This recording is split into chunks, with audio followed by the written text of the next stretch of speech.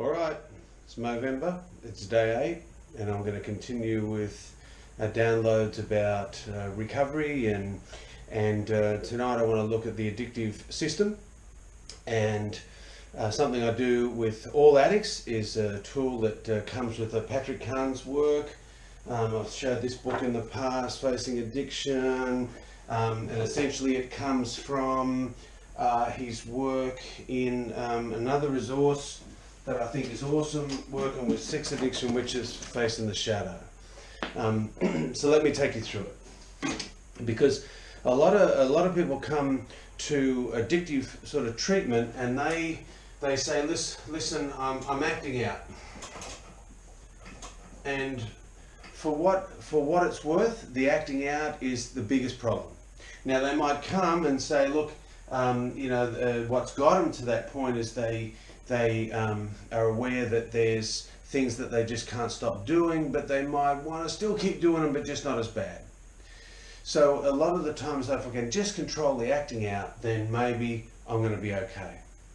Well, look, what we're going to look at tonight is why just stopping the acting out. Because if we just stop that, and we think, God, if I just stop, everything will be okay. But it rarely ever is if someone's got a dependency issue or an abuse issue. If this is a sort of a misuse issue, maybe just stopping it, things go back to normal.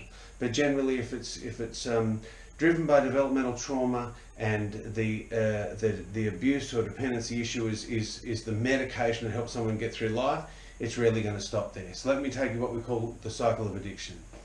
Essentially, the cycle starts with core beliefs. Now, these core beliefs are things like I am stupid, I am bad, I am flawed, I'm not good enough. But they're big statements and they're I am statements, and they're about our worth. And so what you're looking for is when you're working with people, are they aware of that? Now, for some of us, they're real blind spots, or we've repressed or suppressed that. But generally, by the time someone's seeking counselling, they've got some idea of some of those big sort of bumper stickers that they have about their personality. They just might never have shared them with anyone. Now, when we've got a core beliefs like that, generally we're going to have impaired thinking.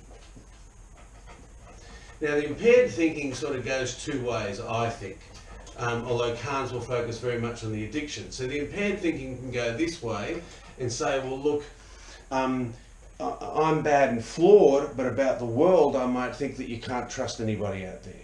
In regards to our adult life, you might go, the impaired thinking can start to be about the addictive cycle. We might have thoughts where if you're an alcoholic, say, trying to not drink, and then throughout your day you have a trouble at work, and then someone comes along and that feeling of I'm bad and flawed or I'm not good enough gets triggered, then the impaired thinking might be something like, well, you know what? We haven't drank for a week, maybe if we just had that one, we'll be okay. Or maybe if we stop at closing time and don't get any takeaways, or just drink beer and not go to spirits, we start to trade off on that impaired thinking. And generally that leads us around to the addictive cycle.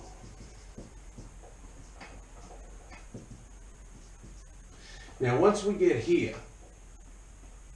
we drop down into preoccupation. And another word for that would be fantasy. So I start to think about that, where I'd get that drink from. If I just, well, you know what? If I go down to Jordan's right now, then they've got that special happy hour I like, and the music's good, and they've got the free pool. We start to think we can see ourselves there, or we start to go into fantasy of the control of it. But generally, what happens is we get activated. Now, what we know about this reward system of the brain, being the sort of driving force of addiction, is that when we're in fantasy, the addictive system is active. The chemicals in the brain, the physiologically, we are changing. We start to release the dopamines and serotonins, so the adrenaline with the excitement, even cortisol with fear around, we know we shouldn't do it, but we're alive and we're active. So this system's, at this point, is now, we're in obsession, to use the word commonly used in 12-step fellowship. Now, from this preoccupation, we then go into ritual. Now the ritual might be, if you were a sex addict, you would be trying to find a bit of time or a bit of money. If you're a drug addict, you'd be going into scrolling through your phone and doing those secret texts with the encrypted message to find out who's holding or what's going on. But essentially we go into ritual. If you were a sex addict addicted to massage or escorts, you might now start cruising online or even drive through that part of town. If you're a love addict, you might be now skulking past the end of the street to see if your ex-partner's car's still there, etc., etc. So we go from fantasy, it's just happening up here and the chemicals being released, now we're activating. Now, depending on how far around you are on that stages of change, which I'll probably go over one day too in these small downloads, you might either just go straight to the addiction or you might have to skirt around the edges for a bit. But essentially we move from fantasy to ritual. Now, once we get into ritual, this is where we head down to acting out. And at this point, generally, we're activated, we're in the activity, we're doing it, it's too long gone. So now we've acted out. Essentially, if someone's got an addictive system running, what happens now is we go into despair, we go into remorse, and essentially what happens here is it's that toxic shame. It's the feeling that now cements that core belief up top. So we are now feeling really awful. We're in the absolute remorse of the activity. Now what can happen from here is you can immediately go back around for another lab. You can just get stoned again in whatever activity it is. But we could go straight back into preoccupation, or life might force us back out, life on life's terms back out into our regular life. But what we will now find is that things have got unmanageable. There's going to be consequences now. We are going to suffer if we've had a long lunch at work and we're drunk and we've got that business presentation later on. If we have to drive home now, we have to get the vehicle back. If we've got to pick the kids up from school and we've had too many wines, we're now in trouble. If we've gone to see an escort and we've used money that was supposed to be from the work account, etc., etc. The unmanageability for some folks can be critical and immediately impactful, and for others it's accumulative. If you're a pornography addict, you might stay up late every night, accumulate that stress and fatigue, and then the work performance goes down over time. Some people have unmanageability as they go into a blackout drunk and drive down the street and hit a pedestrian and kill them. So it can be radical how these consequences can occur. But generally what happens here is these consequences feed back in to the core belief. So to go through it again, core beliefs: I'm not good enough, I'm ugly, I'm stupid, I'm not smart, I'll never amount to anything, lead to impaired thinking. The impaired thinking can go two ways. It can try and minimize and suppress the core beliefs, but it also then drives the addictive cycle. One won't hurt. Preoccupation, fantasy. Once we start dwelling, harboring the thought, the chemicals start running, the addictive system's alive and well. We then go into the rituals, to which we think we might be able to control. I'll just have a look, I won't go in, I won't do it, but essentially they will lead to acting out. Toxic shame and despair leads us back round. We could either do that again or go back up. Now what happens in recovery, and this is the common mistake that happens in addiction, most people come into recovery and they want to talk about this bit, the shame or the unmanageability, and they try and reach out for support here. Now people then might go to their 12-step meetings, they might ring their sponsor, they might go to therapy, and they start to talk about their disaster. And there's a lot of pain, it can feel awful, and a lot of support can happen from here, and people's lives can be saved from here.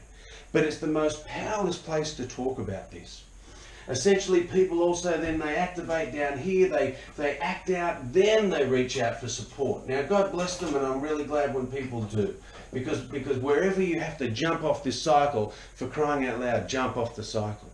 But what I want to point out is that when we use the recovery tools on this side of the line to sort of save us and help us, we're really just using them way after they're useful. It's like putting your life jacket on where you're at the front of the Titanic as it's just about to hit the iceberg. what happens over here is the people that you'll find on this side of the line, if they're going to get well, once they know this cycle, is they start to reach out when they get activated. Now, what I love about the sex addiction 12-step fellowships is, and the same with drugs, I suppose, Narcotics Anonymous, we learn to ring when we're activated in fantasy or we're about to start a ritual, and you ring for support here. And the call's radically different. You might ring your sponsor and they say, "What, how are you? What's happening?" And you go, "Well, God, I was at work and I thought it was going to be safe here, but they had a Melbourne Cup sweep and you're a gambler." And you go, "They're in there now and they want money from me. What shall I do?" And so you're activated, but you haven't acted out yet. Versus over here, the call's really different. How you going? "Oh, look, it's been a really bad day. They had this sweep at work. I thought I could handle it. I just put a bit of money in now. It's awful. I've spent all the money. I've spent our wage," etc., etc. You get the picture, I imagine. So the calls over here are someone that doesn't want to act out. They don't want to get to there. So they start to ring. And what happens here is they're honest.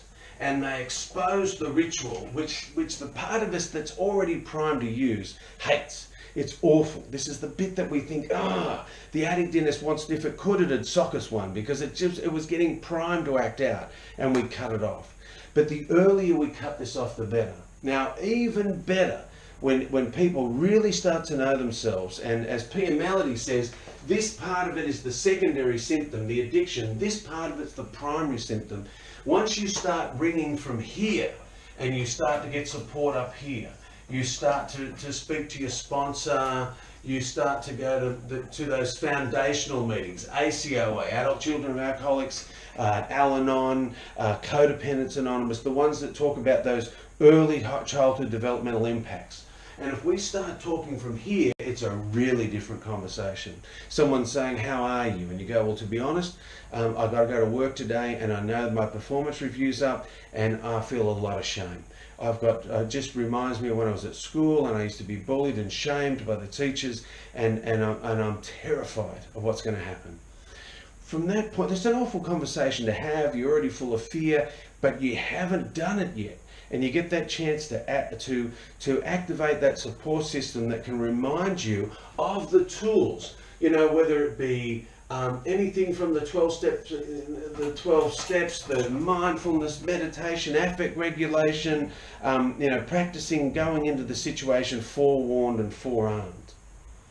And so I suppose the point of this tonight, just as a short download, is that we've got to know what our addictive system looks like if we want to tame this. As Dan Siegel says, you've got to name it to tame it. The examined life is no picnic though, so looking at it and going into it's pretty painful. But learning in recovery to not put yourself on, if you can, on this side. Reach out if you have to. If you get over there, please reach out. But on this side of the fence, if we start to learn that if I can actually reach out when I'm in this cycle of addiction, when I'm in my core beliefs and impaired thinking, when I'm in my fantasy and ritual, then I can actually stop this thing before it starts. Now, recovery is not about length of time away necessarily from addiction, but one thing I know why therapists like me try and help people prevent relapse is because there's an insanity that happens when we get into this side of the cycle. And I've just heard too many horror stories of people that thought they'll just drink for New Year's Eve, or they'll just have one more punt, or they'll just do it one more time. And 1 year, 2 years, 5 years, 10 years passes. And inside of that time, that either the shame sometimes can lead them to suicide, and the unmanageability can sometimes cripple their life. All of a sudden, they can't do the career of their choice. They lose another marriage. They haven't got access to their children. So we work hard at trying to prevent a relapse because we know we unleash chaos when we act out. I hope this has been useful. Look up the work of Dr. Patrick Carnes. Like I said, get on Amazon, buy this if you're an addict or a therapist out there, if this has been helpful. Any queries or conversation about it, please put a comment in the video. Thanks very much.